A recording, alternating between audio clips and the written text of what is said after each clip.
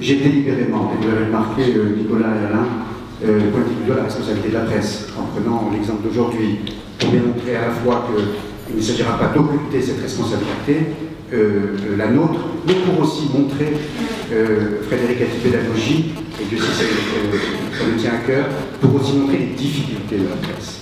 Alors, très précisément, vous le ferez plus brièvement, évidemment, l'un et l'autre, et Alain vous devez partir à 13h, donc je vous laisserai parler en premier.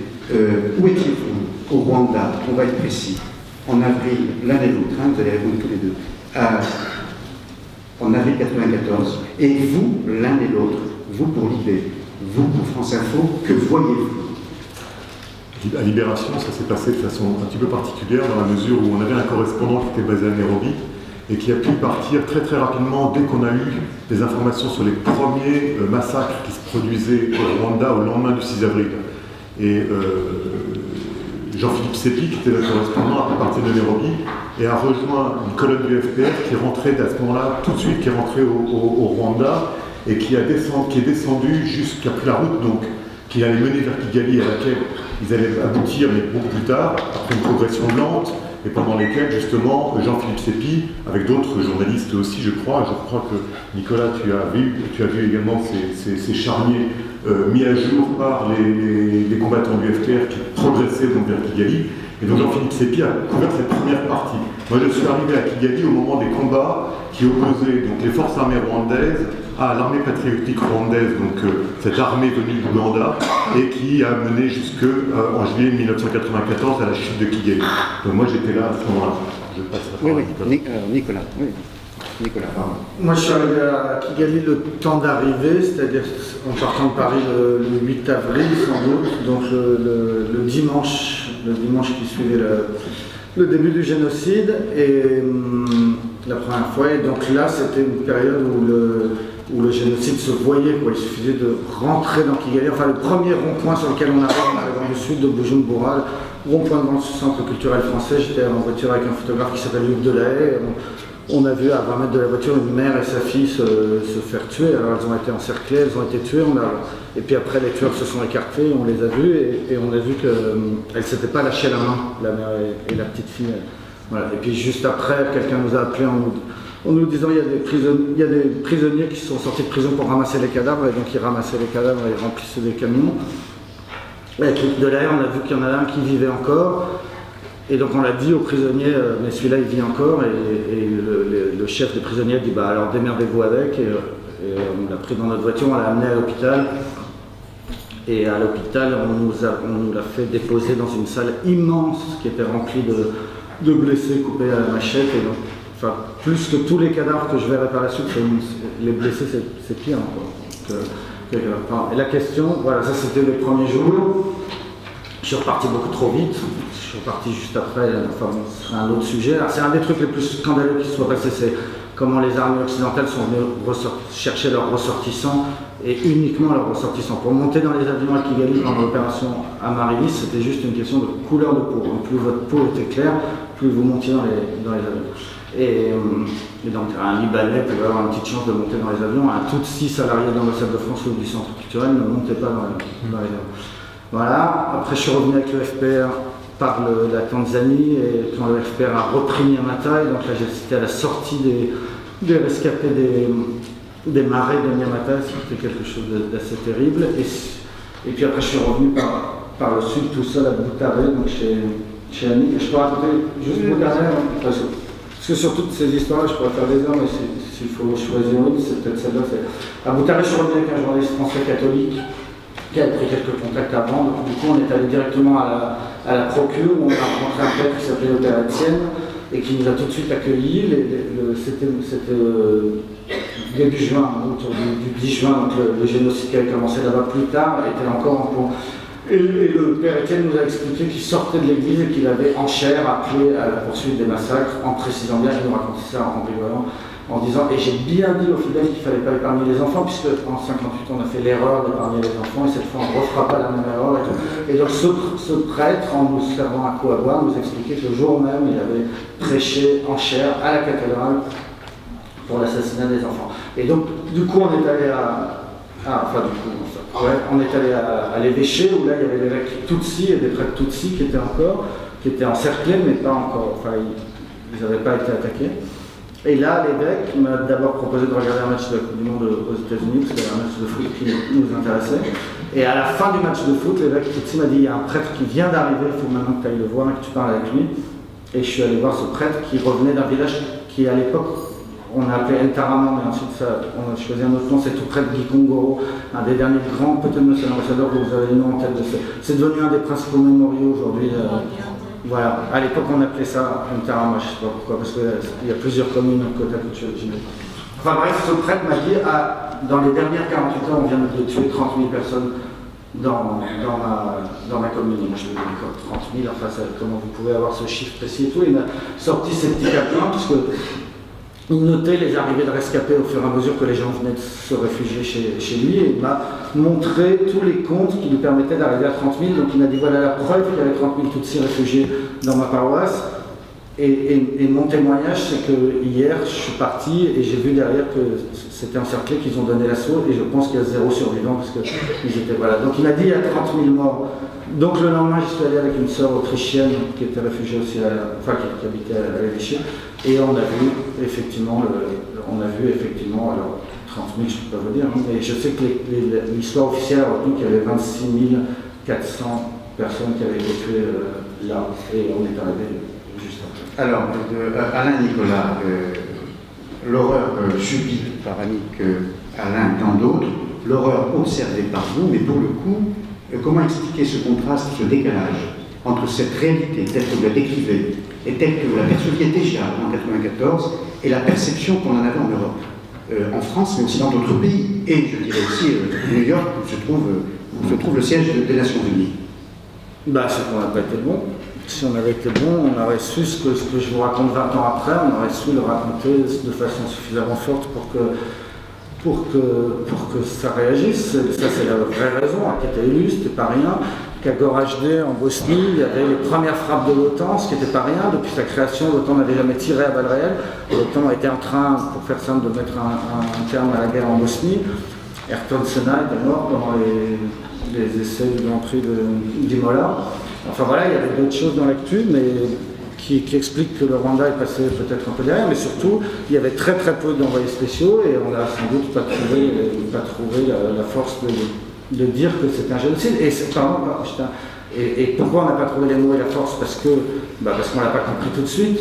Ce que je vous raconte là, c'est pas on arrive et on se dit ah tiens, je suis en train de voir un génocide. C'est pas vrai, ça nous a pris beaucoup plus de temps nous-mêmes pour réaliser ce qui se passait. Alain? Oui, je vois les choses comme Nicolas les raconte, mais avec peut-être une petite nuance. C'est-à-dire que moi, par exemple, au sein de Libération, on était un journal qui couvrions bien l'Afrique. Hein. On avait un département, on avait au sein du service étranger 2 personnes en permanence qui couvraient les événements en Afrique.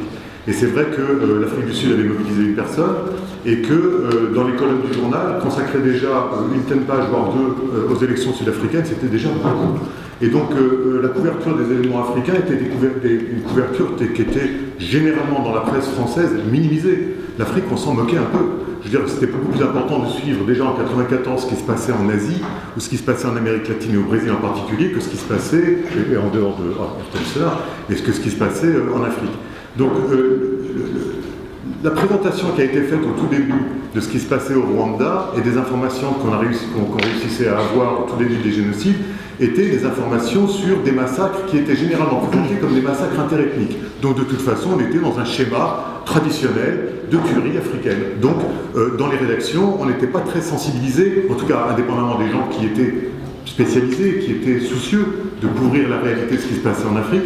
Dans l'ensemble de la chefferie des journaux, c'était encore une tuerie africaine. Il ne faut pas oublier que dans cette période-là, en 1994, on était dans la guerre angolaise, on était dans des massacres qui avaient précédé, des tueries qui avaient précédé des élections en Afrique du Sud, et dont les enjeux étaient perçus comme beaucoup plus importants que ce qui se passait dans ce petit pays enclavé qui était le Rwanda. Donc on avait une sorte de regard très distancié. Maintenant, à partir du moment où il y a eu des gens comme Nicolas, comme les correspondants de Libération, du Monde ou d'autres journaux qui ont pu se rendre là-bas et qui ont commencé à raconter, à ce moment-là, on s'est aperçu d'une chose, c'est qu'il y a eu au sein de certaines rédactions une distanciation par rapport à la réalité à laquelle on était en train d'assister. Et ça, essentiellement, et moi je le dirais de façon très très précise, par rapport à la perception et à l'erreur qui avait été commise par des journalistes déjà avant, au moment du génocide khmer. Et très vite dans les rédactions, on a commencé à faire un parallèle entre le génocide khmer, dont on était absolument contrit des erreurs qui avaient été commises par la profession, sur cette appréciation positive qu'on avait des Khmers rouges à l'époque, et de voir au Rwanda une sorte de résistance Tutsi considérée comme des Khmers noirs, et le mot Khmer noir sort très très vite au sein des rédactions, on ne l'écrit pas mais il apparaît. Donc il y a une sorte de méfiance à l'égard de ce qui se passe au Rwanda. Et ce n'est que grâce au travail répété, assidu, de plusieurs confrères, de la télévision, de la radio, de la presse écrite, qui vont au Rwanda et qui racontent, pour que tout à coup on s'aperçoive de cette réalité-là, et que la réalité était beaucoup plus sérieuse et beaucoup plus, on va dire, durable et dans son volume et menaçante que juste des crimes interethniques. Vous dites sur le Cambodge, alors pour le qui m'intéresse personnellement, j'ai couvert la guerre du Cambodge pendant 2 ans pour France Inter, et dans une ville, Phnom Penh, où je me trouvais encerclé par les Khmers, dits rouges, à l'époque, qui pilonnaient la ville sans cesse, jour et nuit, et la rédaction, tu l'as vécu, m'a fait rentrer, on ne savait pas qu'ils allaient prendre Phnom Penh, quelques semaines à peine avant la prise de Phnom Penh par les Khmers rouges. Et là, ce que vous dites, Alain, on est à fond renversé à propos du Rwanda, où quand moi je suis rentré après 2 ans passés sans interruption, je suis pas venu une seule fois en France, à couvrir cette guerre, je suis rentré à Paris et j'ai été stupéfait. Vous dire toujours la responsabilité de la presse. Et c'est nous qui le disons à ce moment précis, 3 journalistes. J'étais stupéfait, choqué par certains articles de confrères qui héroïsaient tout simplement les Khmers rouges et qui les présentaient comme des héros, sans imaginer un seul instant que ces Khmers rouges allaient, peut-être allez-vous organiser un jour un colloque sur ce thème, et je viendrai volontiers, étaient en train d'aller perpétrer un génocide contre leurs propres frères cambodgiens, et moi-même, après la prise de Phnom Penh, j'ai perdu absolument tous mes amis. Aucun de mes amis cambodgiens n'a été ce génocide perpétré par les Khmers rouges, et la presse a failli faire la même erreur à propos du Rwanda, c'est-à-dire aussi la prise de conscience de la presse et parfois l'examen de conscience nécessaire. Donc, si je peux me permettre, il y a un événement qui est extrêmement important dans la façon dont la presse française a perçu la réalité de ce qui se passait au Rwanda. À part les envoyés spéciaux qui allaient sur le terrain, bien sûr, et qui voyaient cette réalité que Nicolas vous a racontée tout à l'heure, il ne faut pas oublier que très très rapidement, en France, on est tout à coup projeté dans le contexte d'une opération humanitaire qui s'appelle l'opération Turquoise. Et qu'on décrit à ce moment-là, tout de suite après la chute de Kigali, l'exode des Hutus de Kigali vers le Zaïre à l'époque, donc la République démocratique du Congo aujourd'hui, comme étant les victimes de la guerre. Et très très rapidement, les camps de réfugiés à Goma et à Bukavu, dans le Kivu du Zaïre, où sont entassés des millions de personnes dans des conditions de survie absolument déplorables, avec une épidémie de choléra qui va faire des dizaines de milliers de morts parmi ces populations qui fuient en même temps, forcées parfois à la fuite par l'armée gouvernementale rwandaise qui a cautionné, soutenu, appuyé le génocide, et que l'armée française emmène dans son sillage beaucoup d'envoyés spéciaux de la presse et de la télévision, et que eux ils arrivent n'ayant pas vu ce qui se passait au Rwanda. Parce que le génocide, il ne faut pas l'oublier, à part une poignée de journalistes, le génocide s'est fait en catimini. Le génocide s'est fait sans témoins. En 100 jours, il y a eu, en 100 jours, je ne sais pas si on se rend compte de ça, il y a eu le plus grand massacre que l'humanité ait connu. Ça a été d'une façon, ça a été un massacre fulgurant, un génocide fulgurant, sans témoins. Et quand les premières images nous reviennent du Zaïre, dans le sillage et dans les bagages de l'opération Turquoise, on voit des populations entières en train de mourir au Zaïre. Et dans l'imaginaire et dans l'image qui est transmise à l'opinion publique française, ce sont ces gens-là les victimes, puisque les autres, on ne les voit pas. Et ça, il ne faut pas oublier ça. Et que dans les rédactions, les images, et dans les chaînes de télévision aussi, et je ne parle pas que de la France, je parle de tous les médias internationaux qui ont eu tout à coup accès à ces images de populations mourantes dans les camps de réfugiés au Zaïre, parmi lesquels on retrouvait les assassins du génocide. Donc il faut bien garder ça en tête parce que c'est extrêmement important dans la façon dont en France et partout dans le monde on a perçu ce qu'était ce génocide, et on a souvent joint les images des fuyards aux Zaïres mourants du choléra comme étant les victimes du génocide pour lequel on n'avait pas d'image. Pardon, si vous souhaitez poser des questions. Oui, j'ai une perplexité devant votre récit de journaliste et notamment M. Poincaré. Au moment où vous dites, est-ce que vous pouvez revenir là-dessus, au moment où vous dites, il me raconte qu'il vient de tuer ou de faire tuer tant de personnes, et ceci en me servant un coup à boire. Alors la perplexité, c'est sur la posture qui est celle du journaliste et du professionnel, mais aussi du témoin finalement. Je suppose que ça affecte atrocement une telle situation. Alors comment on peut voir, pardonnez-moi je l'ai dit un peu brutalement, mais quel est votre ressenti ou votre perception des choses, non seulement en tant que journaliste, mais plus rien n'est normal, quoi. Plus rien n'est normal quand un prêtre vient de vous dire qu'il a appelé à faire tuer en chair, quand vous avez vu des milliers et des milliers et des milliers de cadavres dans un séjour précédent à Nyamata, quand vous avez enfin compris, parce que là cette scène que je vous raconte est vers la fin du génocide, quand vous avez enfin compris ce qui se passe, quand un prêtre accepte de vous raconter ce qu'il a tué, ben vous l'écoutez, quoi. Et le fait qu'il vous serve un coup à boire compte pas du tout dans l'histoire. J'y suis retourné 10 ans après avec Jean Hatzfeld pour faire parler les tueurs de Nyamata, ceux dont il parle dans son livre Une saison de machette, pour la télévision cette fois, et j'ai eu l'occasion de passer des journées et des journées avec Jean Hatzfeld et avec la poignée de tueurs dont il parle dans son livre, Ignacio et tous les autres là. Et enfin c'est votre boulot de les faire parler, d'essayer de comprendre, donc enfin voilà, ça c'est tout ce que je peux dire, c'était mon travail de les faire parler, et ça voilà. Bon. Madame, Madame. Merci de me donner la parole. Merci à tous qui ont pu, à tous qui sont présents. Merci à Frédéric Ancel de nous avoir permis de s'exprimer. Enfin, moi. Félicitations à Alain et Chouki qui a le courage. Vraiment, je salue le courage. Je salue le courage aussi d'Okaï Tessi, mais je salue aussi les journalistes présents qui ont pu.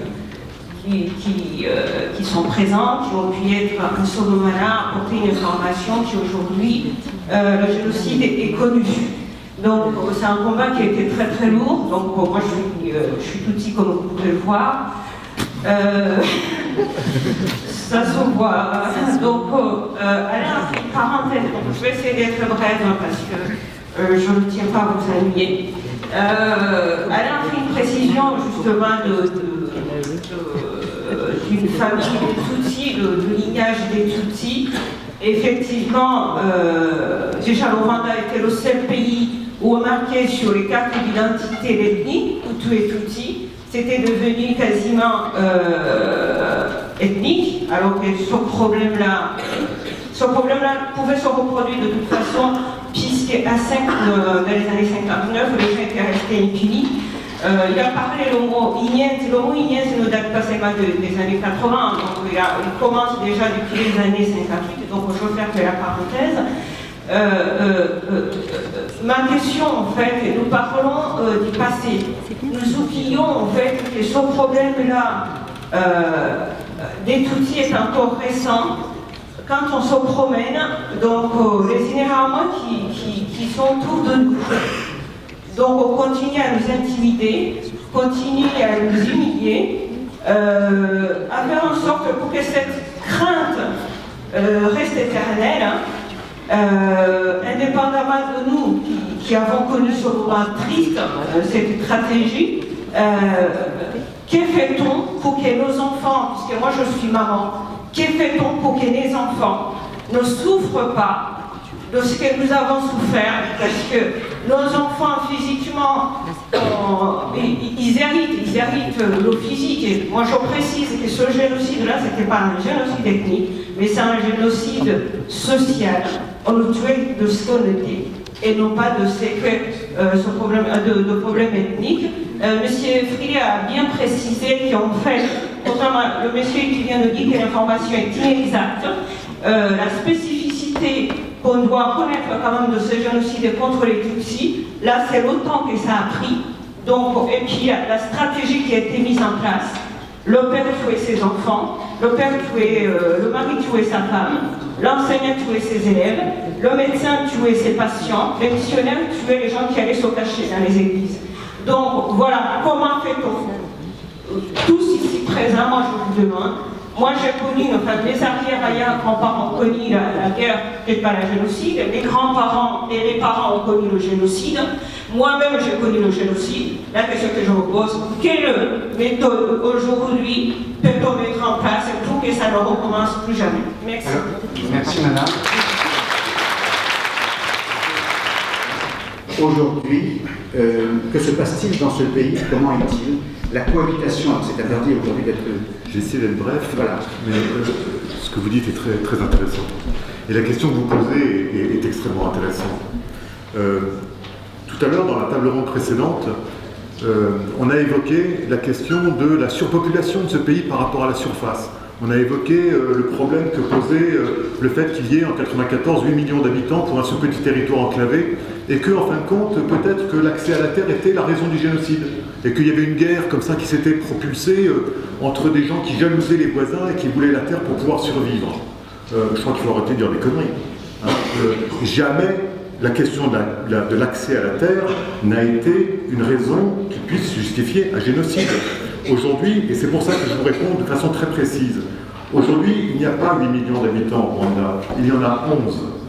Et on n'a jamais été aussi loin que de la possibilité d'un nouveau génocide. Pourquoi? Parce qu'au Rwanda, aujourd'hui, dans la Constitution est entrée l'interdiction formelle, rigoureuse, surveillée par tous, de ne plus faire référence à l'apparence et à l'appartenance ethnique. Ça ne se fait pas comme ça du jour au lendemain. Aujourd'hui, être Hutu ou Tutsi ne correspond, en tout cas pour un observateur extérieur, plus à rien. Puisque autrefois, si on en revient, et j'ai beaucoup aimé ce que vous avez dit sur, vous avez parlé d'un génocide social, vous avez parlé de la dimension sociale du génocide. Et je crois que les historiens ce matin, je n'ai pas pu assister à tous les débats, mais ont pu le rappeler, c'est le fait que n'étaient Tutsi les pasteurs, étaient Hutus les cultivateurs, et que ce n'était pas une question d'ethnie. L'ethnie est arrivée avec les Belges, avec le colon. La colonisation belge a donné cette connotation ethnique à une différenciation sociale, et qu'aujourd'hui, au Rwanda, il y a une véritable volonté de la part de la population de revenir justement à des choses plus sociales qu'ethniques, et que l'ethnisme qui a été responsable de cette horreur est en train d'être battu en brèche. Alors, il faut le battre en brèche. Le plus difficile, je crois que la partie de la population pour laquelle ça va être le plus difficile que ce soit battu en brèche, c'est justement pour les rescapés. Parce qu'ils sont la marque et la souffrance de cette horreur dans leur chair. Et ils ont la hantise de ne pas justement voir leurs enfants subir le même sort qu'eux-mêmes ont subi. Et je pense qu'on est dans cette période transitoire au Rwanda, 20 ans après. 20 ans, c'est à la fois beaucoup et à la fois pas grand-chose, dans la capacité de ce pays à se reconstruire dans une perspective de paix et de paix sociale. Donc c'est pour ça que je trouve que votre remarque sur ce que vous avez dit était extrêmement pertinent.